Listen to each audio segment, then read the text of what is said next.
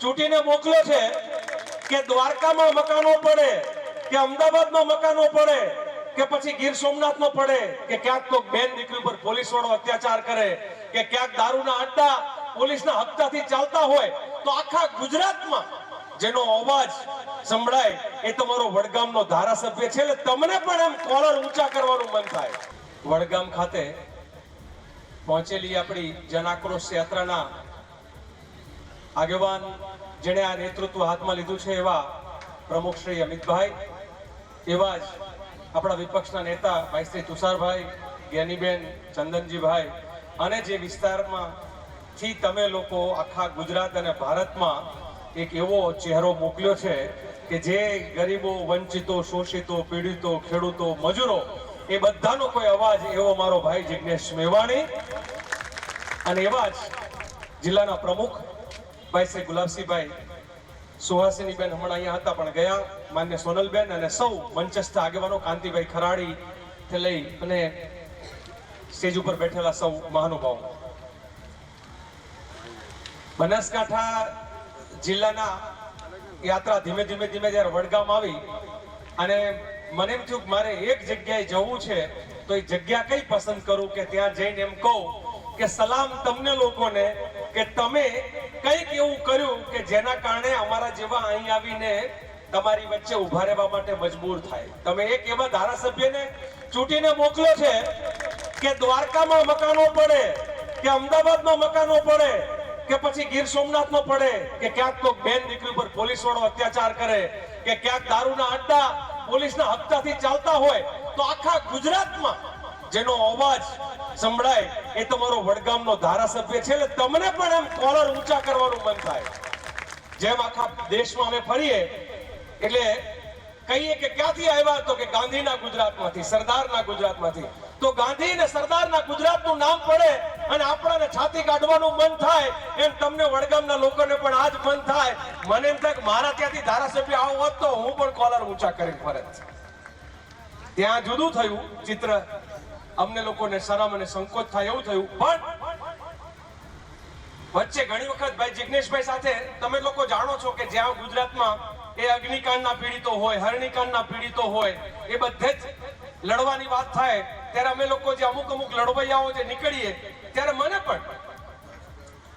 પણ એક મનમાં એવું હોય કે ભાઈ જિગ્નેશ સાથે છે ને એટલે બાકીનાને ભરી પીશું, એમ તમારા વિસ્તારના લોકોનો કઈ પણ અન્યાય કેવું હોય તો તમને ખબર છે. પણ મને નવાઈ એ વાતની લાગે અમિતભાઈ કે આખા ગુજરાતમાં ફરે, આખા ભારતમાં ભાષણ કરે અને તોય લગભગ અહીંયા 75 ગામનો પ્રવાસ વ્યક્તિગત કરી લીધો. એટલે મને એમ થાય કે આ કેવી રીતે કરે? અનેક ધારાસભ્યો છે એ 5 વર્ષમાં ગામડાઓનો પ્રવાસ નથી કરતા, ચૂંટણી આવવાનું હોય ત્યારે જ પ્રવાસ કરવા નીકળે. અને આ તમારો ધારાસભ્ય ક્યારેક હું કહું મારે ત્યાં આવવું જ પડશે, મને કે નહીં હો વડગામમાં મીટિંગ છે. એટલે વડગામની મીટિંગ હોય ને ત્યારે અમને ઘસીને ના પાડી દે છે. એટલે અમે તમને વિનંતી કરવા આવ્યા છીએ કે તમારું જે દુઃખ છે એ ગુજરાતના દરેક ખેડૂતોનું દુઃખ છે. તમારું જે દુઃખ છે એ ગુજરાતના દરેક વંચિતો, પીડિતો છે એનું દુઃખ છે. અને ત્યાંથી અવાજ ઉઠશે તો વડગામનો અવાજ તો ત્યાં આવવાનો જ છે. એટલે ક્યાંક કશેક નાની મોટી મીટિંગ હોય તો તમે આને છૂટ આપજો. તો પછી ક્યાંક આદિવાસીઓની, ક્યાંક ગરીબોની, ક્યાંક વિધવાઓની, ક્યાંક અલગ વૃદ્ધોની, ક્યાંક કોઈ રેપ પીડિતાની લડાઈ જે છે તમારો ધારાસભ્ય લડી શકે. અને એના માટે તમે લોકો જે છે જરા તમારી ટીમ જે છે અહીંયા જે લડતી હોય એ કાઢી લેજો. મારે ચર્ચા થતી હતી મુક્તેશ્વર ડેમ વર્ષોથી હશે પણ પાણીની પાઇપલાઇન નું અગર કોઈ કરાવી શકે તો તમારો ધારાસભ્ય કરાવી શકે. હામાં પાણી જ કરવાનું છે. કોંગ્રેસ પાસે 12 ધારાસભ્ય છે ને પેલા બધા ઢગલો કરીને બેઠેલા એ કોઈનું સાંભળતા નથી. પણ એને ગુજરાતના 12 ધારાસભ્યો મેં કીધું 12 છે પણ તમારા 12 વગાડી દેવા છે. 12 છે પણ તમારા 12 વગાડી દેવા છે. અને એ પ્રકારે તુષારભાઈના નેતૃત્વમાં વિધાનસભામાં અને પ્રદેશમાં અમિતભાઈના નેતૃત્વમાં જ્યારે બધા લડીએ છીએ ત્યારે મારે તમને ખાલી 2 જ વાત કહીને મારી વાત પૂરી કરીશ. ગુજરાતનું શાસન એટલે મેં કીધું ને ગાંધી અને સરદારની વાત આવે તો કોલર ઊંચા કરવાનું મન થાય. ગુજરાતનું શાસન રંગા ને બિલ્લાના હાથમાં છે. આ રંગા ને બિલ્લા દિલ્હીમાં બેઠા ગુજરાતમાં એક કઠપૂતળી મુખ્યમંત્રી બનાવ્યા છે. એ કઠપૂતળી મુખ્યમંત્રીને ખબર જ નથી કે ખેડૂતને કેટલું નુકસાન થાય છે, પશુપાલકોને કેટલું નુકસાન થાય છે, 1 લીટર દૂધ પેદા કરવું હોય તો કેટલો ખર્ચો થાય છે, એને ખબર જ નથી. એટલે ગુજરાતના લોકોની ચિંતા કરતા નથી. એ નરેન્દ્ર મોદી હોય, અમિત શાહ હોય કે ભૂપેન્દ્રભાઈ હોય કે 8મું પાસ ને 9મું નપાસ, એ આપણો ગુજરાત. મને તો નવાઈ લાગે, આટલા જોરદાર સિનિયર ધારાસભ્યોને પડતા મૂકી અને 9મું નપાસ ને ડેપ્યુટી મુખ્યમંત્રી બનાવ્યો. કઈ લાયકાતથી બનાવ્યો? એને બોઘાને ખબર નથી પડતી કે પોલીસ વાળાને એમ ના કહેવાય કે હું રક્ષણ આપીશ.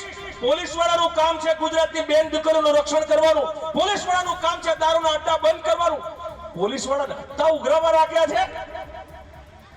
બનાસકાંઠામાં એક ગાડી લાવી હોય દારૂની, મેં પૂછ્યું અમુક સપ્લાય કરવાના, તમારી સિસ્ટમ શું છે? મને કે મોટી ગાડીના રોજના 2.5 લાખ રૂપિયા. મોટી ગાડીના 2.5 લાખ રૂપિયા, નાની ગાડીનો ભાવ જુદો.